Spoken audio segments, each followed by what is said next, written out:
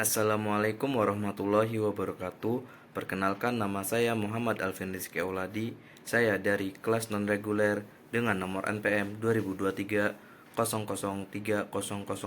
semester 4. Baiklah, di sini saya akan menjelaskan tugas dari proses pemisahan kimia, yaitu tentang pengendapan.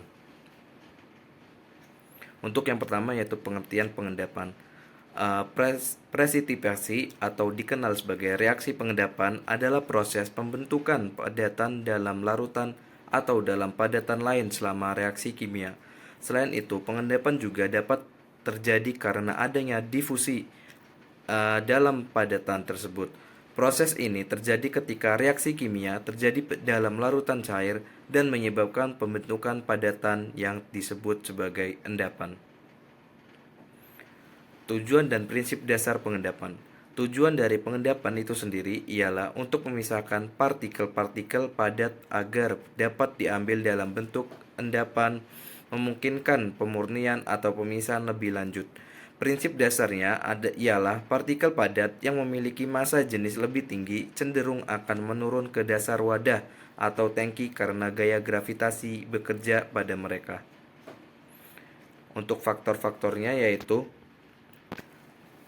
proses pengendapan dapat terjadi tergantung pada kelarutan dari zat terlarut. Berikut ini adalah beberapa faktor yang mempengaruhi kelarutan, antara lain: yang pertama, temperatur.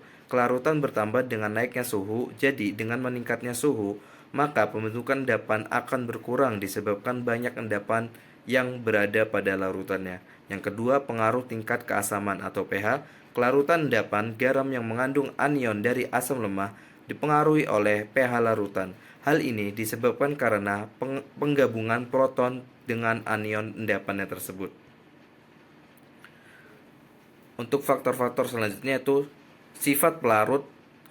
Garam-garam anorganik lebih mudah larut dalam air dibandingkan dengan pelarut organik seperti alkohol atau asam asetat. Perbedaan kelarutan suatu zat dalam pelarut organik dipergunakan sebagai dasar pemisahan dua zat. Yang keempat, efek ion sejenis. Kelarutan endapan dalam air berkurang jika dilarutkan dalam larutan yang mengandung ion sejenis atau satu dari ion-ion penyusun endapan dibandingkan dalam air saja. Hal ini karena adanya pengaruh pembatasan nilai konstanta hasil dari kelarutan. Hasil kali kelarutan. Endapan garam bertambah jika ditambahkan kation atau anion sehingga mengurangi konsentrasi ion penyusun endapan. Dan yang kelima, efek ion lain. Beberapa endapan bertambah kelarutannya jika dalam larutan terdapat garam-garam yang berbeda dengan endapan. Hal ini disebut dengan efek garam netral atau efek aktivitas. Semakin kecil koefisien aktivitas dari dua buah ion, semakin besar hasil kali konsentrasi molar ion-ion yang dihasilkan. Berikut adalah contohnya.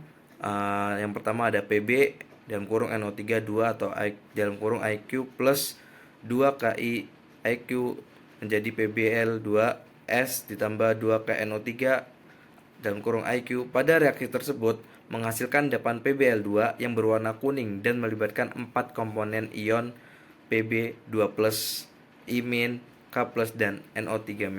Yang kedua itu ada AgNO3 IQ plus Na2CrO4 dalam kurung IQ menjadi Ag2CrO4 dalam kurung S ditambah 2 NaNO3 dalam kurung IQ. Pada reaksi tersebut menghasilkan endapan Ag2CrO4 yang berwarna coklat kemerahan dan melibatkan 4 komponen ion Ag+, CrO4 2-, Na+, dan NO3. Untuk selanjutnya itu ada titrasi pengendapan. Titrasi pengendapan merupakan cara titrasi yang didasarkan pada terbentuknya endapan selama proses titrasi. Titrasi pengendapan adalah salah satu golongan titrasi di mana hasil reaksi titrasinya merupakan endapan atau garam sukar larut. Jadi prinsip dasarnya ialah reaksi pengendapan yang cepat mencapai kesetimbangan pada setiap penambahan titran. Tidak ada pengotor yang mengganggu serta diperlukan indikator untuk melihat titik akhir dari titrasi tersebut. Hanya reaksi pengendapan yang dapat digunakan pada titrasi. Berdasarkan reaksinya, titrasi pengendapan dibagi atas Yang pertama, titrasi sulfat yang pertama terdapat titrasi sulfat oleh larutan ion barium. Titrasi ini jarang dilakukan karena banyaknya kendala. Dan yang kedua ada titrasi argentometri.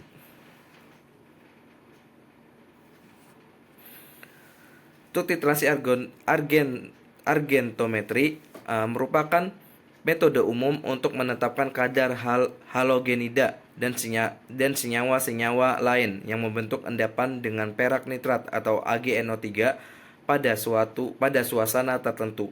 Metode argenometri disebut juga dengan metode pengendapan karena pada argenometri memerlukan pembentukan senyawa yang relatif tidak larut atau endapan. Reaksi yang mendasari argenometri adalah seperti AgNO3 plus Cl- menjadi AgCl dalam kurung S plus NO3-.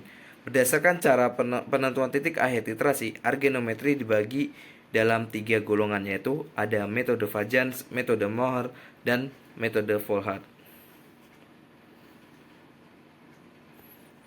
Untuk metode Vajans sendiri merupakan metode yang menggunakan indikator adsorpsi sebagai kenyataan bahwa pada titik ekuvalen indikator teradsorpsi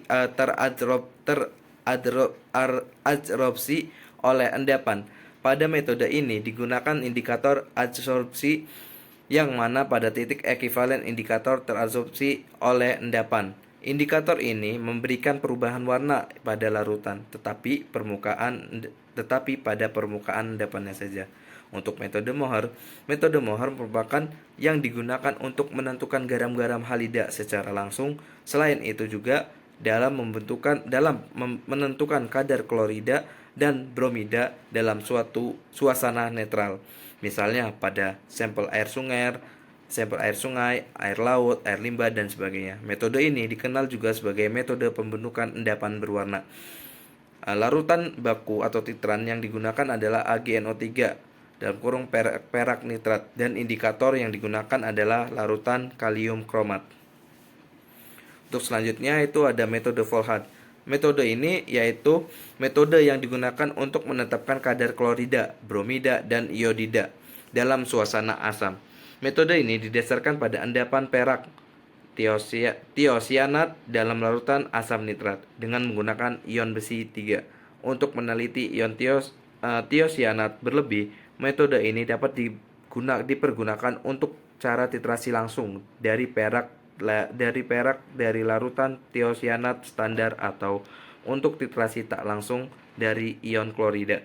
Pada keadaan terakhir, ini perak nitrat berlebih ditambahkan dan kelebihannya dititrasi dengan tiosianat standar. Baik, mungkin itu saja yang bisa saya sampaikan. Apabila ada kata-kata yang kurang enak didengar, saya mohon maaf. Kurang lebihnya mohon maaf. Bila taufiq wal hidayah. Wassalamualaikum warahmatullahi wabarakatuh.